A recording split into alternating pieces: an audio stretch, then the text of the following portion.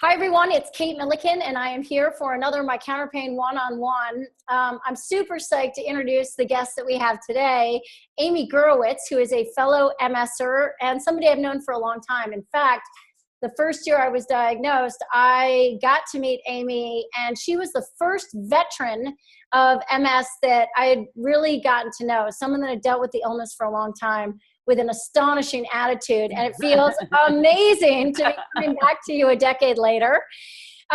So I want to kind of brief our viewers about your MS history in terms of when it began and where you are today.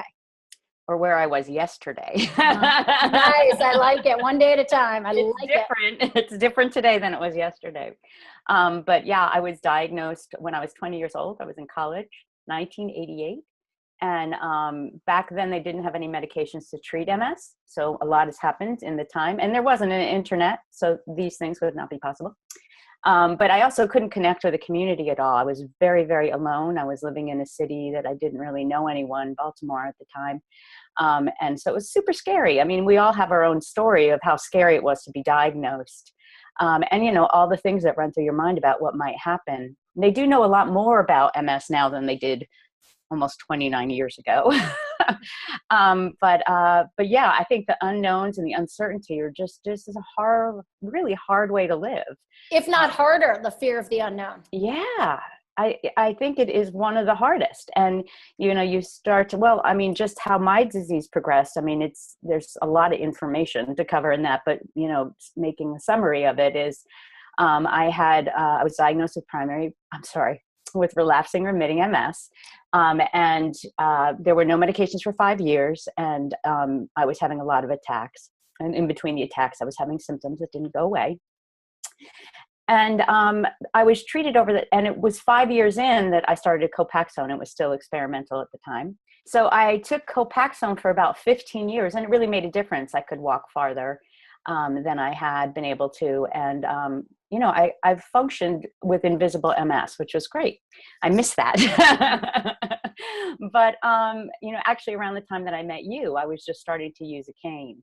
And it's just endlessly hard. I mean, I know you can have insight into that's different than most people, but it's a lot of emotions, and you can know intellectually that this is something that will help you, but that doesn't make it feel better, you know. It sucks. Yeah.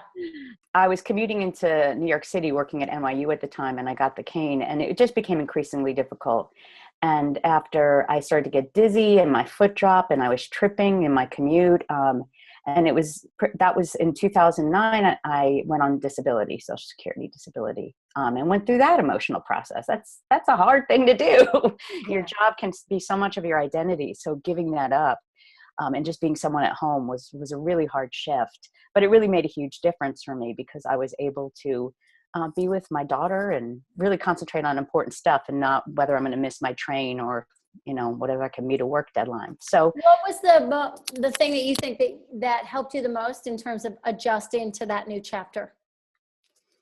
I think it was partly, you know, it was such an ongoing process. You know, it wasn't like there was one thing. And, you know, just the emotional spectrum that happens when you go on disability. And it wasn't maybe necessarily obvious to me how important it was until maybe a year later, when I was like, wow, I was thinking about it. And I was like, wow, I am so much more available for my kid, and I'm not stressed out. My husband told me he was scared for me every day going into the city, what would happen.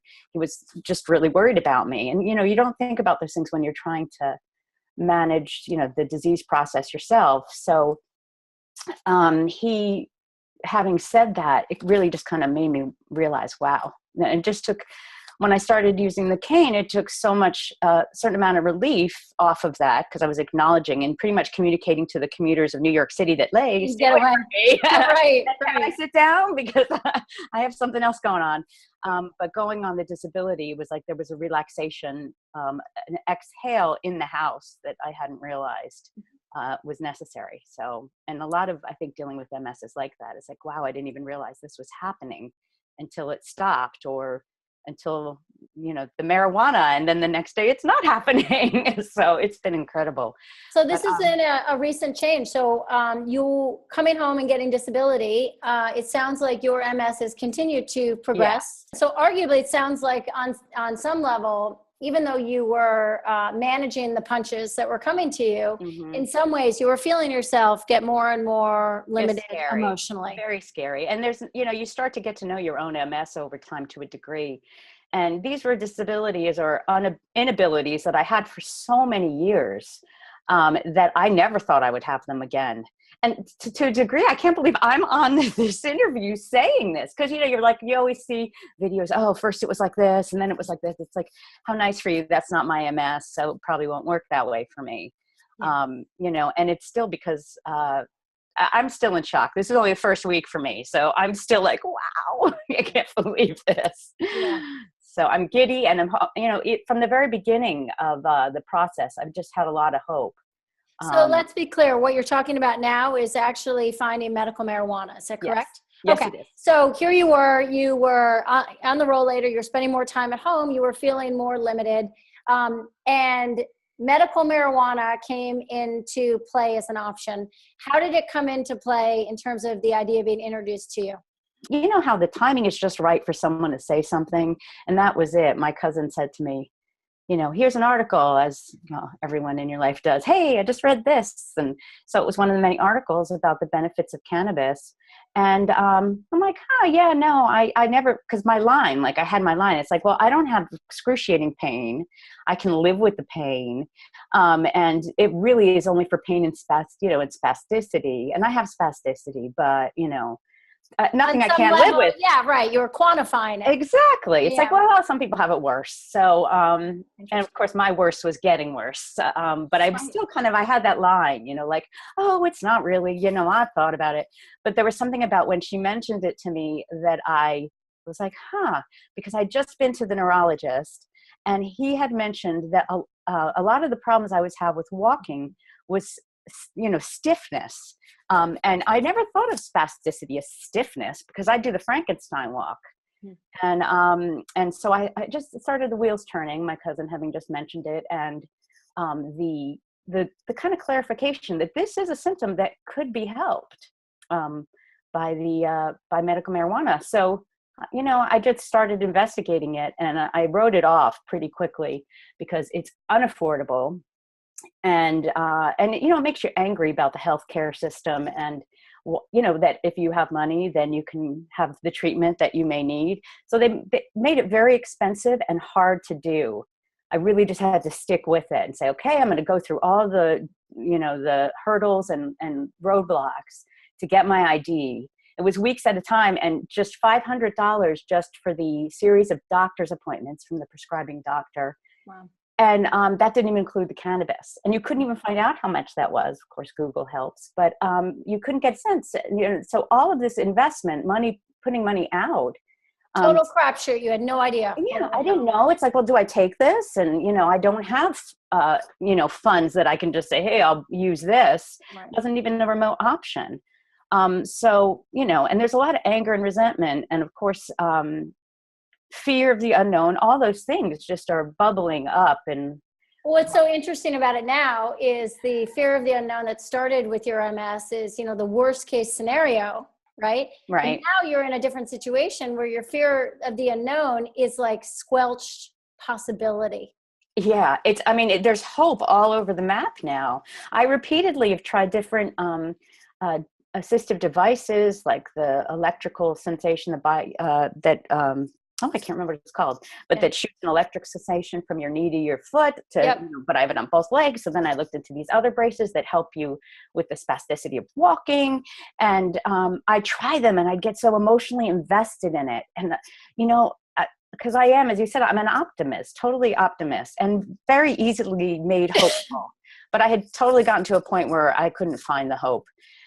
And it was just getting harder and harder. And I kept getting excited about these different assistive devices, and then I'd try them and they wouldn't work. And finally, when the rollator was recommended to me in physical therapy, that's just like the slap on the face. Really? Yeah, right. Yeah, exactly. This is all you have? You don't have a brace that'll work just right for my intermittent foot drop on both legs? It was really like a marionette with the different things that I was thinking, using it on both legs. So talk to me about the first time that you actually ingested the marijuana and what you felt that gave you that sense of hope.